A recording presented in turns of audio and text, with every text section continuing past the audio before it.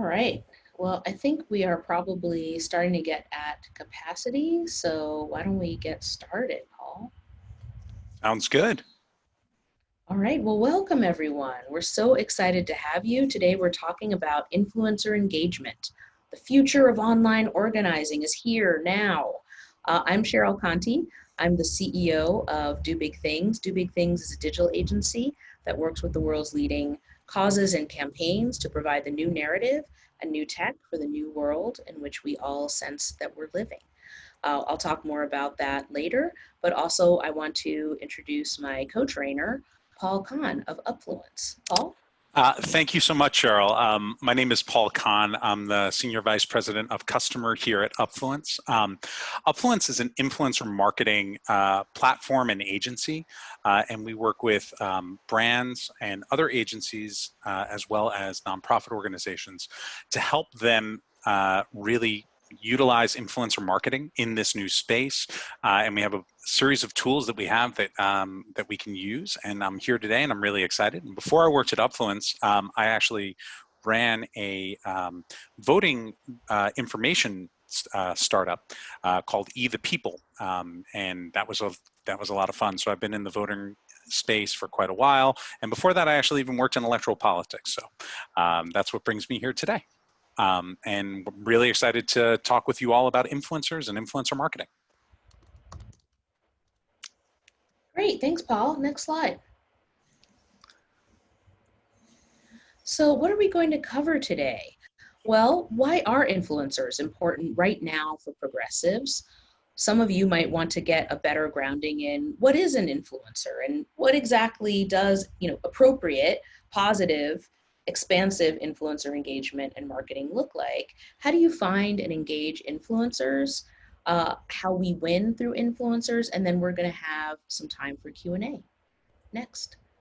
So just starting big picture, what is an influencer? Well, today, these are digital personalities that create online communities that are driving the direction of contemporary politics and culture through their creativity, intention, and their innovation. Next. So let's talk about AOC versus Trump. I would say in some ways, these are probably the biggest online influencers in our space right now. And feel free to argue with me about that after class. But in terms of people who have effectively used the tools, the traditional tools of online influencers and have applied them to the political space, I think the two of them are really good examples. And whether you look at Ocasio-Cortez or Trump, I mean, it really is clear that digital personalities are creating online communities that are driving the direction of our politics. And online influencers have been a staple for many years of corporate marketing practice. Corporate influencer marketing is slated to become a $5 to $10 billion market in the next 5 years. An entire ecosystem of influencers, agencies, and tech startups have created a cultural phenomenon among America's moms, millennials, and minorities that steers trends, fashions, fads, and purchasing decisions. And, by the way, voting.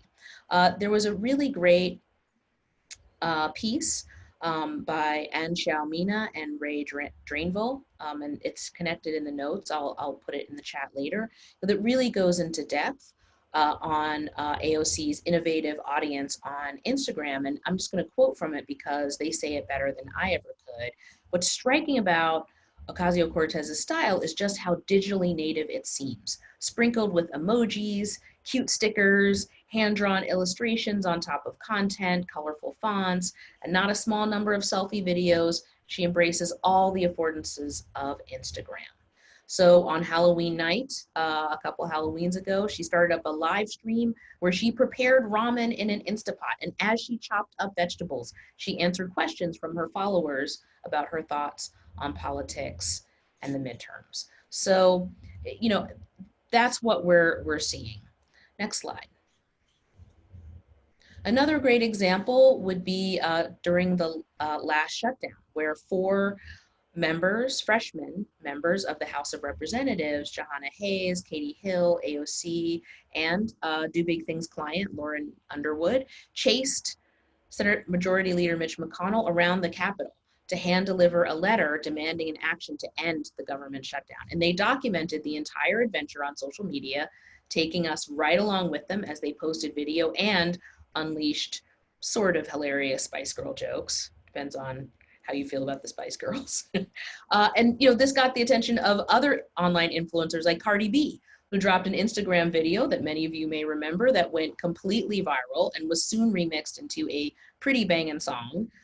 Again, I will link it in the notes so you can watch it. But her condemnation, despite the mostly unprinted language she used, clearly resonated with a wide audience, gaining over 16 million views. And why? Because it was an honest, authentic, balls to the wall representation of how most of us felt about the shutdown, expressed in language that everyone could grasp. And remember, Cardi saying this probably got more people paying attention to politics than 100 stuffy press releases or focus group statements. And that amazing aquamarine shadow probably didn't hurt. Next slide. And this is really key, I think, to understand, given that, a lot of the organizations that are represented here on this call have a female-centered audience. Online influencers tend to skew female, and women over-index in terms of both accounts and usage on social media platforms in general. Therefore, it should be no surprise that female candidates seeking to motivate diverse and younger voters, including women, to the polls would focus on social media and other smart ways of persuading them. After all, something like 7 out of 10 of the most popular Instagram influencers today are women, and more women use the platform than men, according to Hootsuite. Next slide. So what does this mean to us? Well, you can see on this chart that comes from pewinternet.org, this is relatively recent data, and this is probably only increased in tendency.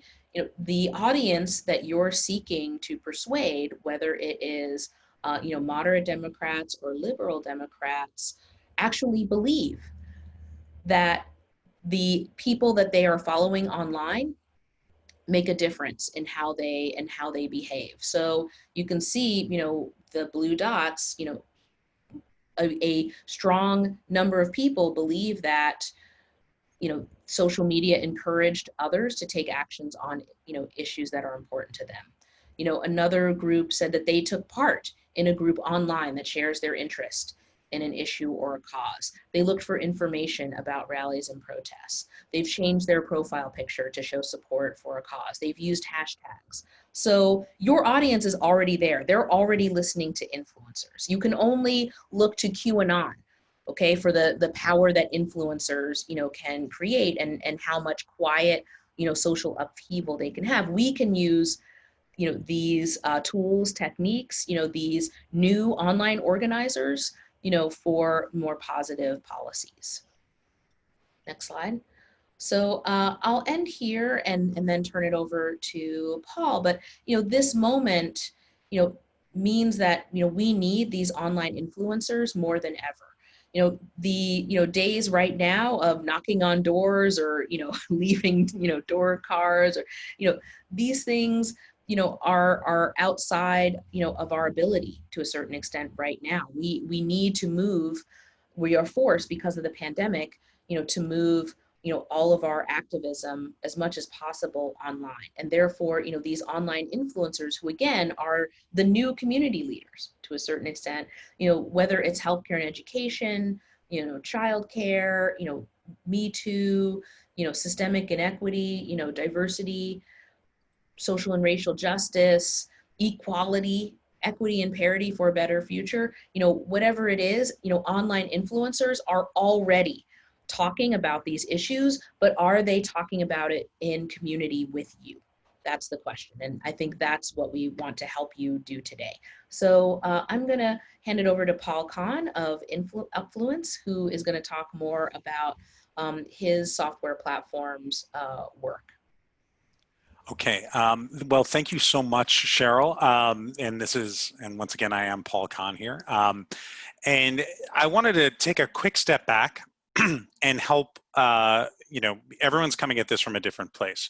So I want to just do a little bit of quick grounding. So to ask the question, I get asked this question all the time: what makes an influencer? Well, the simplest answer is that an influencer is a person who can shape the attitudes and behaviors of others, right? And that's who we're looking for, and that's what we need. Now, what does that really mean? We break this down by three very specific ideas, and we call them the three R's, which are reach, relevance, and resonance. Reach is a very simple idea, right? How many people is this person broadcasting to? How many followers do they have? Do they have followers on multiple social networks? Are they on Instagram? Are they on Twitter? Are they on TikTok? At least for the next 30 days or so. Um, uh, are they relevant? This is the part that a lot of people kind of skip over. People look for people who have a lot of followers, but not necessarily somebody who's already in line with your messaging, who's already going to have a desire to work with you, right? So how do you find the people who are going to be relevant to you, whose audience will be relevant to what you're trying to accomplish? And the last thing is resonance. So resonance is this basic concept of, to what extent does the actions that these people take have true effects within their community? And you can measure that in various ways. We measure that all the time through things like engagement rates. How often are people actually responsive to the content that they're putting out?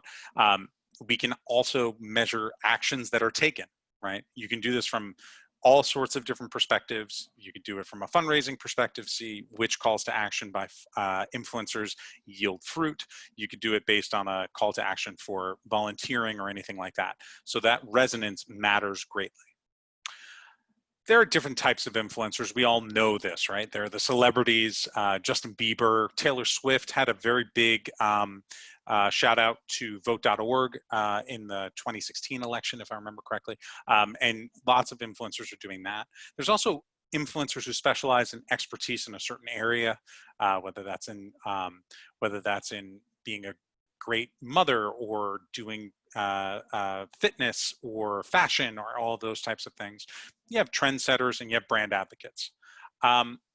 You also want to think about the size of the size that the influencer is bringing, right? In influencer marketing, we are seeing brands, but also organizations really starting to focus in more on those smaller influencers, right? Not only those giant celebrities, because those smaller influencers have a lot more engagement and they have a lot more of a relationship with their followers. They're more responsive to them, which makes their followers more interested in taking action based on their recommendations. Mega influencer, an example would be like Rihanna. If Rihanna wants to talk about your organization, by all means, please get her to do it. She moves the needle quite a bit. But then we have macro influencers, people who have a lot of followers, but get more specific, right? So this could be in politics, it could be in advocacy, it could be in fairness, it could be in all sorts of various areas where you have somebody who has a specific expertise, and then you have micro influencers who are maybe a little bit smaller. Okay, so that's a brief idea of what makes somebody into an influencer. But now what we want to talk about is, what do you do with those influencers, right? It's all well and good. Now we have a good understanding that this person has the online presence that I want to leverage for something. So how do I go about doing that? Well, influencer marketing targets those influencers, and they target it in order to influence the people that you are looking to target. So it's a little more indirect, right? When you're doing a lot of other types of digital marketing, it's very direct. You go on Google, you set up a very specific group of people that you're targeting. You go on Facebook ads, anything like that. Influencer marketing is a little bit more indirect because you're actually looking for the people who make sense for you to target. Couple of things that are important here. Influencer marketing is not only celebrity endorsement, and it really, especially in politics, should not be about political or cause-based work, should not be a quick payout, right? It should not be something where you're expecting, you're just giving money for something. We all remember what happened with Mike Bloomberg in the presidential election. He was hiring a lot of influencers to provide a lot of content, and he got some backlash about that.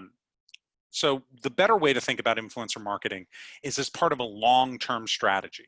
How do you build a community of people who are passionate about what your cause is doing so that they can help you in very specific ways? This breakdown, I think, is also helpful, and a lot of the organizations that we're talking to would be familiar with this. There's earned media, paid media, and owned media, right? Owned media is what you as an organization are putting out there yourself. Paid media is what you're paying people to put out there. But influencer marketing is more of that earned media. You know, it sort of more falls under the category of getting positive press coverage or something like that. It's the opportunity to have your message broadcast in a way that does not feel like you're behind it. You're going to get the halo effect from some of those influencers who are working with you. So that's one of the reasons it works so well. And this is really key. I want you all to think about this. Everybody hates ads. It's just a fact. If you need proof, one of the I would imagine most of you either pay to have a tier of television so you could fast forward everything, or you watch things on Netflix or Hulu. You DVR things whenever possible. I wouldn't be surprised if a lot of you are using ad blockers of some kind on your web browser right now. And there was a study, and I don't have the link. I'll try to find it at some point soon, but there was a study that showed that one of the chief frustrations in a millennial's life is waiting for the skip ad button to show up on YouTube. So one of the real powers of influencer marketing is this idea that it doesn't feel like an ad. And it feels like it's a message that is willfully taken from the influencers to their followers, not something that you're screaming at them as they're running away from you. So there are some really important effects of influencer marketing, and Cheryl talked about a couple of them, but 92% of consumers trust word of mouth advertising more than what they see on the television screen. There's some other studies that show that, you know, when you're spending money on influencers, you get a 6-to-1 ratio compared to other digital advertising sources. But also, people are looking for social validation, which is another thing. So people want to know that the things that they are going to do have the approval of people they admire. And that is one of the real keys to influencer marketing. People who follow an influencer implicitly admire them, and you like to do things that people that you admire do in any possible way. So if you have an influencer who's telling everyone, hey, it's time to register to vote, or hey, it's time to get your ballot, that's going to have that sort of, the admired person is going to get some real traction for you.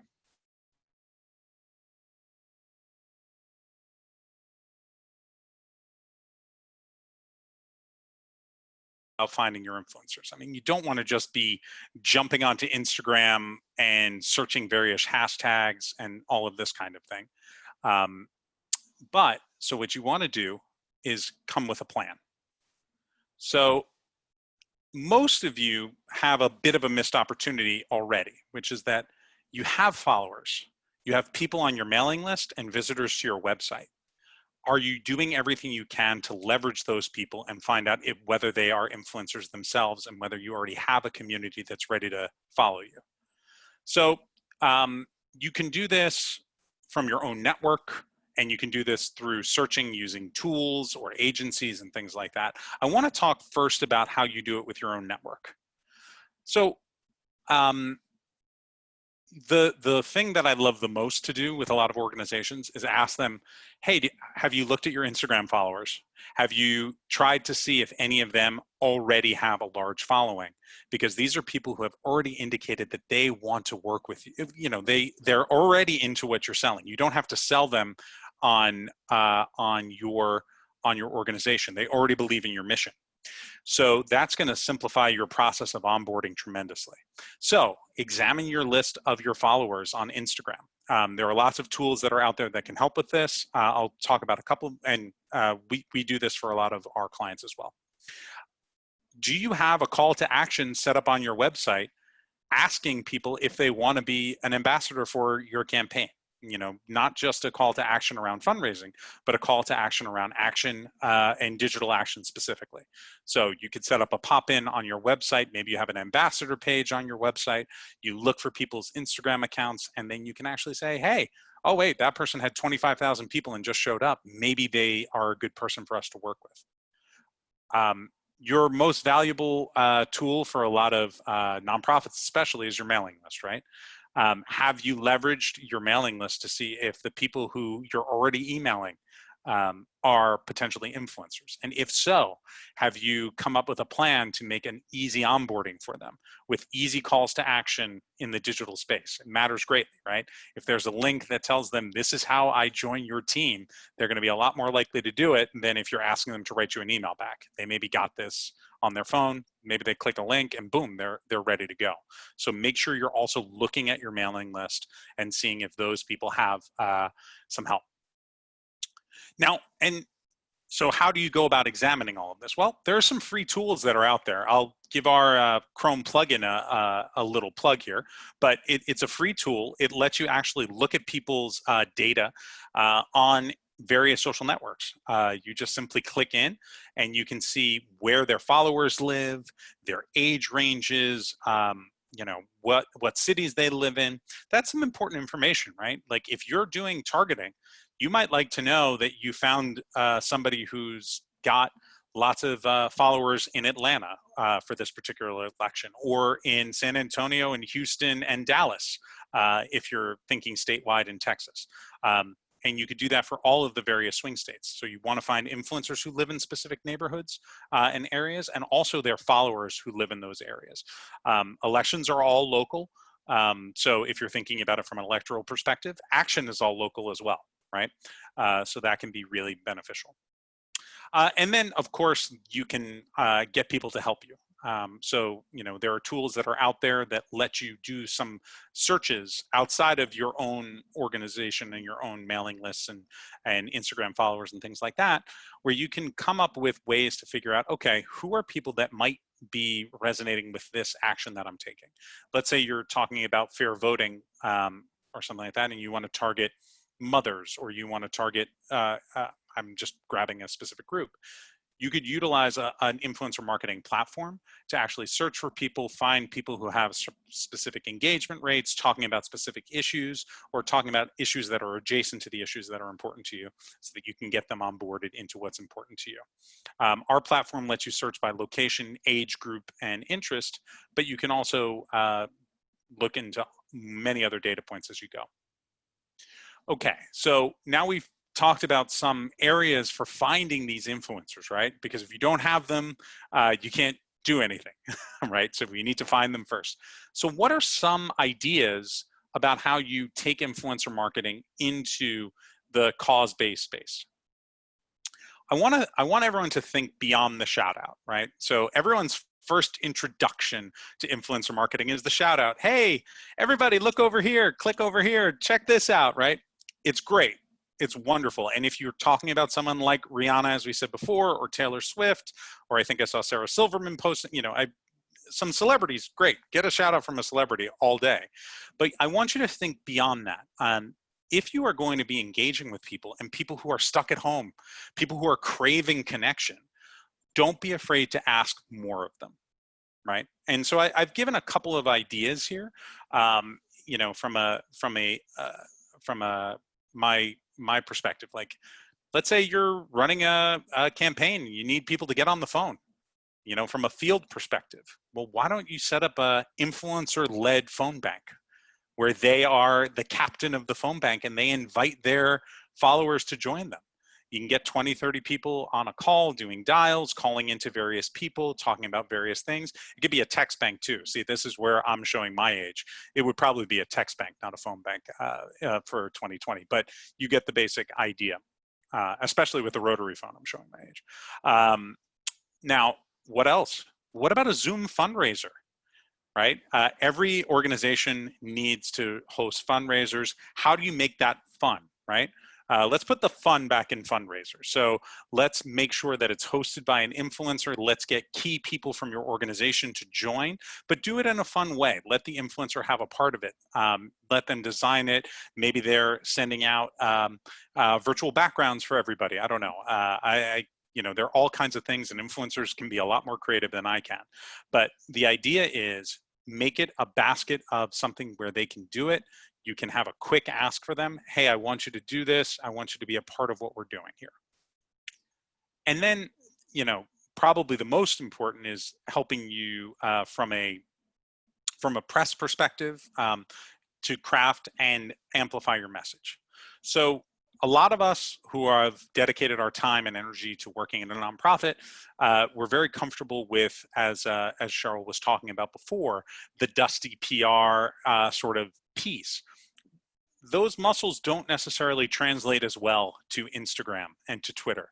So if you have people who want to help, let them help you make that message resonate. And then they're going to really want to share it, right? Let them tell you, no, actually, you need to have your elected chopping the vegetables doing the ramen like AOC, or you need to, that's not very creative. Once again, I'm not feeling all that, I don't have a great idea at the moment, but bring those people in because they're going to help. It is going to be a lot easier to have them be interested in sharing that message if they feel partial ownership of it. And you can even make them, hey, you're my go-to person on Instagram. You're my go-to person on TikTok. I will get my ED or my elected to do a dance with you on a split screen because you know what you're doing, right? And you can sort of think of it that way.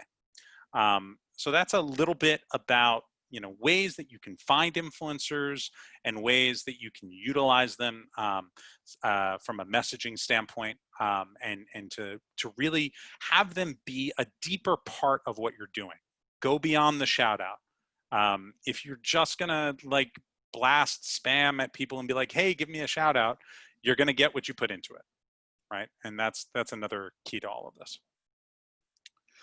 So I'm going to pass it back to Cheryl, and we'll take it from there. Thanks, Paul. Yes, this is Cheryl here, and I want to talk to you about how we win through influencers. And, you know, Paul, I think, broke down, you know, not, you know, going beyond the basics, you know, what are influencers, you know, how do you find them, you know, what's the best way to engage them, particularly for this audience. And I'm gonna, you know, he talked to a certain extent about some of the tools and techniques. I'm going to talk a little bit about messaging, since I know that's what a lot of you here do. So next slide.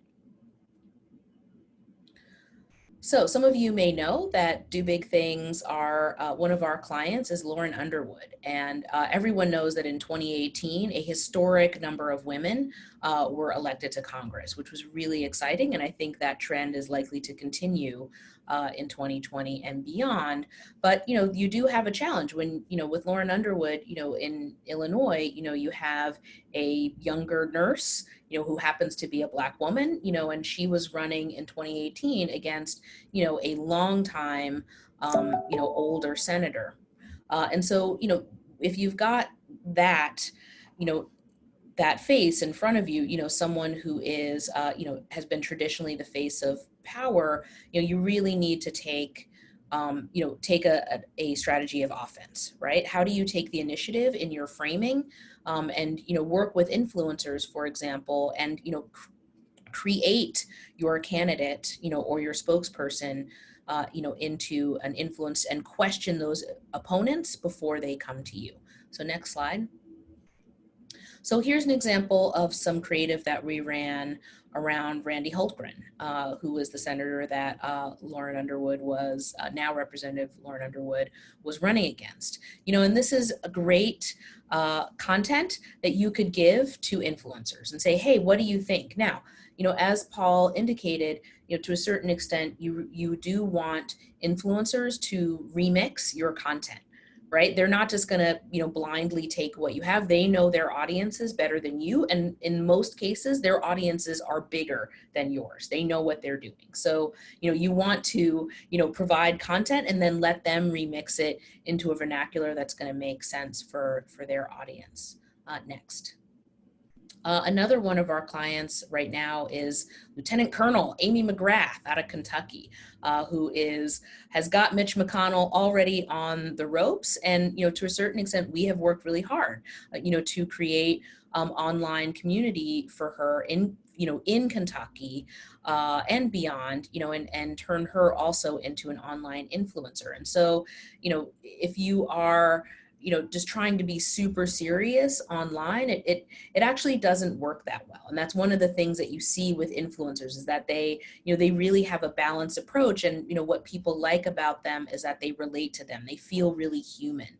And so, you have to, with your spokespeople, with your candidates, or maybe if you're showcasing, a community that you are working to serve, can you dare, to show that eccentricity, that vulnerability, feelings, irony, bravado, humor, anger. It really makes a difference in terms of the viral spread of your message and whether people actually connect. Next slide. So, here are just a few best practices, to take away that we have found in our work with folks like Supermajority, Paid Leave US, you name the organization, Earth Day, 50th anniversary this year. So first, you want to be a human, right? As I just mentioned, and not a robot. Taking a human-centered approach really comes through on the internet. What we have found is positivity and not negativity tends to win online. And if you, promote real emotion, promote vulnerability, promote, not just the professional side, of yourself or a person, but actually also promote the larger human being, that makes a big sense, because it's also about intersectionality, right? Like, I'm a CEO, by day, and I'm also the first Black board chair member of Netroots Nation. I'm very proud of that. But I'm also a mom. I'm a single mom. Like, that's a really big part of my identity. I also identify as a Black woman. Like, that's a really big part of who I am. And, when, you bring that forward, all of those aspects of you, and investing in other people's issues, as a Black woman, I'm very concerned about immigration, for example, and discrimination around that, or, discrimination against Asian Americans, around COVID. As we invest equally in these issues, that tends to enlarge the community and create a more compelling narrative. And then finally, being a narrator, as mentioned, you want to frame your opponent, but you also want to tell stories. And the more you can get your story out there first on your terms before it can be told about you by other influencers like QAnon, the more success you're going to have online. Next slide. So that means investing in new approaches. Look, we can all see that, the world is under rapid transformation as we speak, with a heavy tilt towards digital and the power of that. And so here are a few new approaches that we have been recommending with our clients and that we would recommend to you, which is pivoting to video, showing and not telling, and do it as quickly as you can. 30 seconds is great, but can you do it in 10 or 15 seconds? The more you can encourage, your folks, your clients, whether, again, that's your candidate, your spokespeople, the people that you're seeking, whose stories you're seeking to highlight, these micro videos, it doesn't have to be a Hollywood production. In fact, it works better if it isn't. All you need is a phone. Let me tell you what a friend of mine, Van Jones, once said, which is that, there is more power in your cell phone, literally, than put people on the moon. And so use that power, to create direct to camera videos, and video can make a really boring topic very engaging. Social listening. There are too many people in our world of progressive politics who are still in broadcast mode, and just talking about, and it's a little father or mother knows best, right? And I'm just gonna, tell you what you should be thinking. And really, that's not the universe we're living in online at this point, right? The more that you can listen to what your community is saying, you put something out there, see how people react, look at the comments. Who are the influencers who pick it up and travel it? What are their demographics and psychographics? How can you lean into content in messages that are successful online, especially with influencers, and lean away from those that aren't? And then finally, thinking beyond fundraising. Fundraising is important, but there are great tools like Upfluence, that we're really lucky to have joining us. Every Action is a partner of ours, and the rest of these, I believe, are sponsors of Netroots too. How do you build stronger audience connections, right? If you asking people for money is very important, but it shouldn't be the first ask. And again, that's a place where influencer engagement can really help you reach into these new audiences, build trusted ambassadors, so that then when you're ready to start asking for money, you're going to get a higher conversion because people know you, they trust you, because a trusted ambassador and an online influencer they really resonate with, has been talking about you for a while. So, again, here's some of the folks, with whom we're either working with now or have worked with, and these, relative newcomers to the political space, they're not afraid to be human beings. They joke, they get transparent about their feelings, they defend themselves with humor and with confidence. Some of them even do it while busting a move out there on the campaign trail, and it's not just a gimmick for clicks. We encourage it because it works. By being your authentic self and encouraging others with whom you're working to be their authentic selves in spheres that are not used to voices, like theirs, these women who are running for office are changing the rules about how politicians and authorities look, sound, dress, act, and move their agendas forward. That's what's changing the national conversation around the critical issues we're facing right now in the short term, and it's changing our political norms and conventions for the long term in ways that I believe are going to be a lot healthier and more inclusive. Next slide. So a great example of that would be our work with the NAACP and President Derek Johnson. We were able to, triple his Twitter account and followers, in working with us on our recommendations. And, the NAACP has experienced at least a 25% increase on their Twitter account. And we were so fortunate to work with them. Next. So I'm just going to wrap up a couple slides and then we should have plenty of time. I see folks are putting stuff in already into the Q&A and we're going to head there now. Get in line. We're going to do it. So, the breakdown, don't be a raindrop in a thunderstorm. I remember talking to some key executives at Instagram and they said, look, most Instagram followers tend to check at least once an hour. So you want to make sure that you're posting more often. If you're posting on Instagram once a week, it's probably not enough. They suggest breakfast, lunch, and dinner, right? Just being in people's feed. So that means 2 to 3 times on Facebook a day, and on Twitter, maybe 7 to 10 times a day, right? Stay on the pulse. How are you working, in reacting to breaking news, and then how are you adding, making your own news by, producing, your own content. Audience engagement. Are you actually talking to your followers? Are you just broadcasting out? Or are you making your community feel seen and heard, right? Influencer engagement. As we've been talking about, everyone thinks that they're an influencer. Ultimately, it's Andy Warhol's everyone will be famous for 15 minutes, and now everyone will be famous for 15 seconds, right? So, with, given the power of influencers, you want to treat them, as if they are VIPs. And that means, not just, using them, not making it transactional, but, can you, make it as mutually beneficial and friendly as possible? So you're helping them, but they're also helping you. And then finally, and you're listening to them, right? You're listening to their input, as much as, in their advice, because again, they have bigger audiences than you. In some ways, they're likely to have had more success engaging people online. They may have a lot to contribute to your digital program. And then finally, test. And that's what's magical about social media right now. You can, you can start to put content out there, and you can see within 24 to 48 hours what is and isn't working. That's important information. Too many organizations with whom we work, aren't really paying attention to their Facebook insights, their Twitter dashboard, their Google Analytics. There is a wealth of data in there that can give you incredible strategic insights that will 10 to 100 times your impact.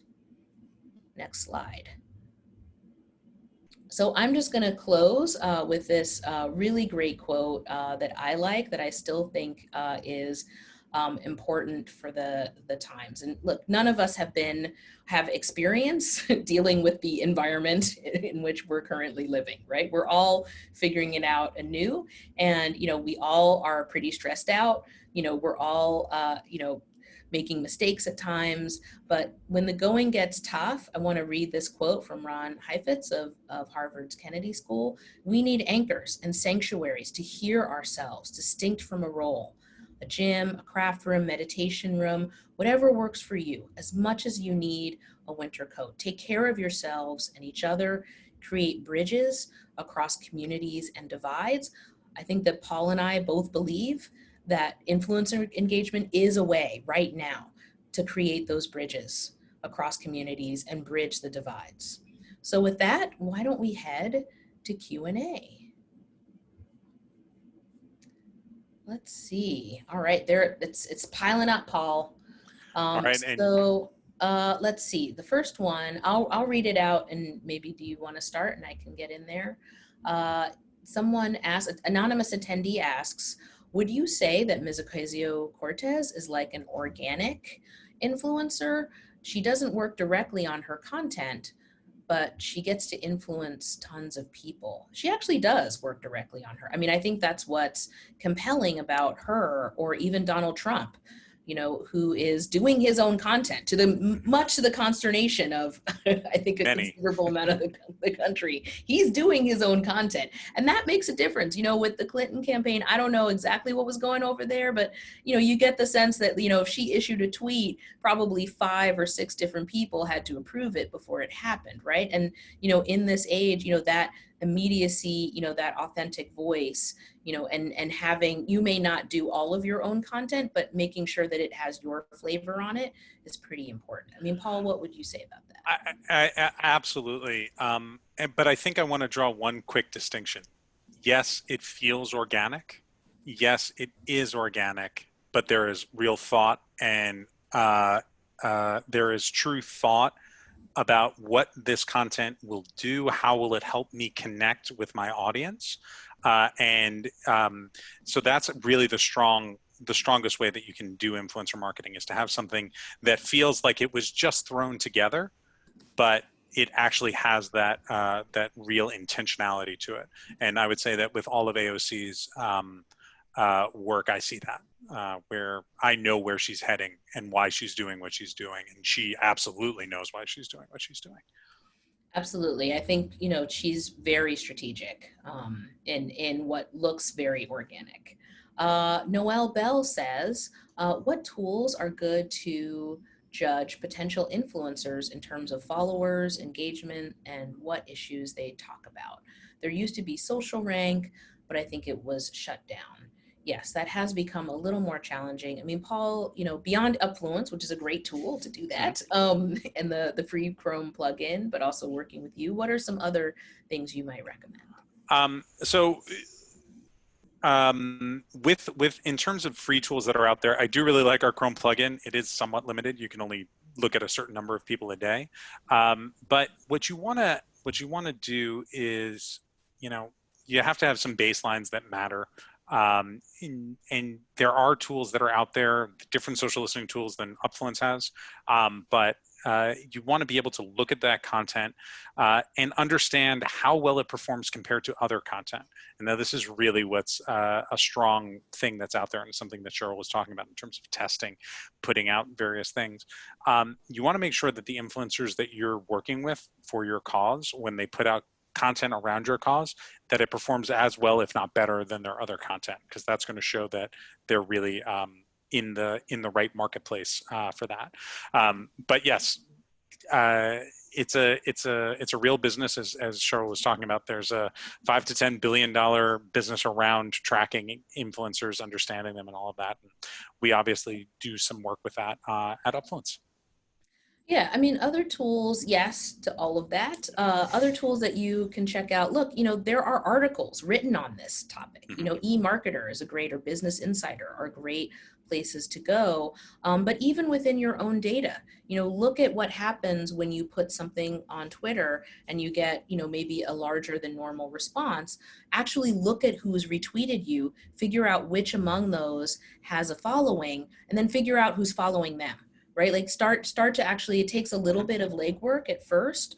But, as you start to, again, make friends, I mean, this is organizing, but, the 21st century version of it, to a certain extent, there is some research you can do online, just to find out, or even just to put in a hashtag of a topic that's important to you and see, who rises to the top. Right? Most of those, who are the people who are loudest on that topic, and start to, take note of that and build relationships. That's one way to go about it. Jen Breckenridge also asks a similar question. What tools do you recommend to leverage our email list to discover influencers who are already with our cause? Well, some of you may know that I actually was the co-creator of a software product that did that called Attentively. Attentively is the first tech startup, as far as we know, with a Black female founder on board, myself, to be acquired by a NASDAQ company. So Blackbaud is the home of Attentively now, but I would say most of the CRMs in our space have actually incorporated some kind of influencer engagement software into their product.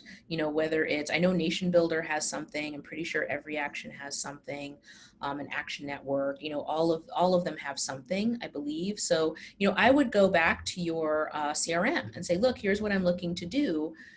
How can I do that? And chances are, if they don't have a product now, you're not the first person who has asked this question, and they should have some ideas for you of at least APIs you should take a look at. I mean, Paul, do you have any? Well, I mean, I will say that that's something that we do for our clients all the time. So we have a database of 4 million influencers, and so we can do some crashing of lists and things like that. But on the less tech side, look for those email addresses on Instagram, see who's there. Obviously that gets to be a long-term process, especially if you have 1 million or 2 million people on your mailing list. So I do think a tech solution is very helpful with that. It's something that we have helped many of our clients do in the past, because we really do believe in fishing. It's like fishing in a barrel. It's like a lot easier to find influencers who like you if they've already told you they like you. Well, and look, this is Color of Change, has been a client of ours in the past, both for their website and actually at Attentively. And, they were shocked at the level of influencers that were just in their own email list who were quietly, Taraji P. Henson of Empire, who just quietly, taking action on emails. And I was like, someone needs to talk to her before dark, because she can probably do more for Color of Change than, just, responding to email action alerts, right? And the other thing, just to jump on this, just imagine you find, we sometimes set our bar at like maybe 1,000 followers. Taraji P. Henson has 500,000, but if you have someone who has 1,000 followers on Instagram and they're posting about your message, well, that's 1,000 people who might not have been aware of you, who are now going to start to see your messaging as well. So that's the real benefit of looking at those big lists is, yes, you're going to find the Taraji P. Hensons of the world, and but we tend to find like 10% of any list are people that you want to take some action with, whether that's an automated action or a much more like let's get on the phone like 20 minutes ago action. Yeah, no, absolutely. Speaking of which, next question. Oops, I just lost it. If you are starting an electoral or issue campaign from scratch, how and when do you recruit influencers? I can answer this one quickly. I want to make sure we get to as many as we can. Yeah, I would say, once you have a sense of your strategy, who are you trying, who do you need in your camp? Who's going to make the difference in your campaign? Then you can start to figure out, okay, who are the influencers that talk to those demographics and psychographics and, those zip codes, right? And again, a lot of that research you can do using just gumshoe detective work online, or, you can take, Upfluence offers a really great shortcut to that. But I think, the sooner you need to have your ducks in a row to a certain extent of who are you trying to reach and what are you asking them to do. And then, quickly though, even I think before you're launching, you can start to reach out with the, and let them know, hey, we're about to launch. We'd love your help. Are you willing to come on board, as, an ambassador? And then again, someone asks, Karina asks in the chat, can you say more about or give examples of being intentional to avoid transactional relationships, with influencers? You don't just tell them what to do. They don't have to do anything. Again, they probably have like 100 to 1,000 times more followers than you. Okay, they bark much bigger online than you do. They don't have to do anything you tell them to do. If you engage with them, as a peer, right, as an ally, and listen to them as much as you're asking something from them. Now I will say, influencers today often do want to get paid in some way. But we did a campaign with Upfluence where, in 2018, where we had nothing. I mean, I was very clear with Paul, like, we have nothing to give them. They need to do this for America. Okay. And we had great uptick. I mean, people were willing to do it. I will say, if you don't have money, if you have swag, right, Paul, if you've got some kind of like a hat or, a t-shirt, like, they're down for that and they'll hold it up. They'll say like, oh yes, I have this healing. They're like, that's a great way to get them to post, right, is to give them some sort of swag. And then it's also a gift. Yeah. The only thing I would say is, yes, the sooner the better, and the more you can practice, the better. So just because we're already at August 14th and election day is fast approaching, thank God, we would recommend that you try to do something ahead of election day, maybe something around the registration deadline, maybe something around the start of early voting. Make it an entire calendar of asks, not just a, hey, get out and vote the last week kind of a thing, so that you can figure out what you're doing well and what you need more help with. Absolutely. Okay. Hannah says, love the content with the questions. How did you run that on Facebook with the 20% max text requirement? I could go into that, later online. We have our ways. Okay. We are smart at, there's a reason people like Everytown for Gun Safety hire us to do the things, and Amy McGrath, for whom we have broken all of the fundraising records ever for any Senate candidate ever. So I just want to, we'll just move on from that one, Paul, in the interest of time. Sure. Ian asks, let me get to Ian's. Once you identify influencers who you think would be allies to your cause, how would you make the initial approach to talk about working together? Paul, why don't you fill that one? Yeah, I mean, it's basically exactly what Cheryl was talking about before. You need to have your strategy in place, and you need to have we think about it in terms of value propositions for brands, but for a nonprofit, you need to have your moral proposition, right? What is your ask? What is your hook? What is your, hey, we need to do this for this reason? And in terms of outreach, you can DM them on Instagram, you can send them emails. Sometimes it's a little more difficult to find people who are on the same, to find a phone number or something like that. But I would put it out to them, and in the same way that you would ask a volunteer to help you, in the same way that you would ask someone to give you money, it's about putting the ask out to them in a way that says to them, this is what I want from you. This is what I'm willing to give you, whether it's swag, whether it's a position as some honorary position within the campaign as part of the youth messaging, whatever you have, right? And then you put that out to them and you try to make that a compelling ask. And you tell them why it's good for them and why it's good for their followers. Those are the two things that I think are really important. Yes. Okay. We only have 4 minutes. That's why I talk fast. So we're going to rapid fire it. Okay. We'll have to be brief, y'all. So how much should we post on Instagram? A lot. A lot. Instagram recommends, like I said, breakfast, lunch, and dinner at least 2 to 3 times a day. Use hashtags. Next question, is there an anticipated attrition rate for influencers? Is there such thing as influencer loyalty? Yes, absolutely. I mean, the whole Absolutely. point is finding influencers who are already predisposed to be into your mission, right? There And is attrition if they only talk about buying things, but not if they talk, if they only are talking about advertising, basically, sometimes people tune them out. But if they're talking about causes, people love causes, so long as it fits absolutely. them. Exactly. No, we found that people are, if you're treating them well, they'll stick with you. And in fact, they'll introduce you to their influencer friends. There are a lot, Kadar asked, there's a lot of politicians that can't get out of the broadcast mode. I know, honey. How can we as community leaders explain to them that we need to start communicating properly? Yeah, I mean, what I say to people, Kadar, like straight up is like, do you want to win? Do you want to win? Because if you want to win, then you're going to do what I'm telling you to do, because the old way of working on the internet clearly does not work anymore. But So it's also a paradigm shift, and a real one, right? Politicians used to be punished for screwing up. Now we don't seem to care. Politicians and electeds used to be very averse to making a mistake. Now we want to see them being honest and real. And it's a paradigm shift, and they have to get with a new program, or as Cheryl says, they won't win. yeah. Sorry to Okay, 2 more interrupt. I just questions. want to get No, that you're in. you're perfect. We've got 2 more questions. I think we can do it. Samira asks, should we consider paid partnerships with select influencers? I've heard folks say that by offering a modest form of compensation, we indicate our seriousness and respect for influencers and their work. What do you say? Yes, you totally can, but think of it as the same way that there are certain members of a community when you're working in a community that you would bring them in to be part of your team.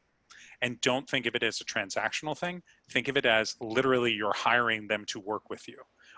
So it's not just a one-off. It's like, cool, you're now part of my messaging team, and actually bring them on. It doesn't, I'm not talking about it has to be on salary as opposed to on payment, but give them a title, give them actual ownership. And then if you want to pay them, it's great. But Yeah, if I you mean, want to look, just do it, that's what I think works best. yeah, no, I agree. And they, they are community organizers. You pay your Mhm. organizers, right? Right. So don't treat them differently. And then, okay, we've got 1 minute on the amount you should post on Insta. Does it count to post stories on Instagram, or does it have to be feed post? You should do both. Whatever. Just put both, all of it, Everything. and More. do it all more. All right. Well, We're really getting to the end here. We're like just trying yeah, to. we've got. We know that Well, the room closes in 1 minute, so we wanted to get to yes. everybody. Yeah, that's what we're trying to do. So I'm just going to put up, here's where to find us. Those are our Twitter accounts. I'm at Cheryl Conti at gmail.com, or Cheryl at dobigthings.com. And I'm at Paul. paul.con at upfluence.com. But also in our bios, you have links to both of our websites for the panel. So you can find us that way as well. Yeah, and we're really so glad that you joined us. All of your questions were great. We hope that this really, helps to turbocharge your work, as the election draws ever nearer and beyond. Thank you so much for being with us on behalf of Thank you. NetRoots Nation. And Paul, thank you so much for contributing your time, to this community. All right. Thank you so much. And thank you so much for listening, everyone. Have a great day.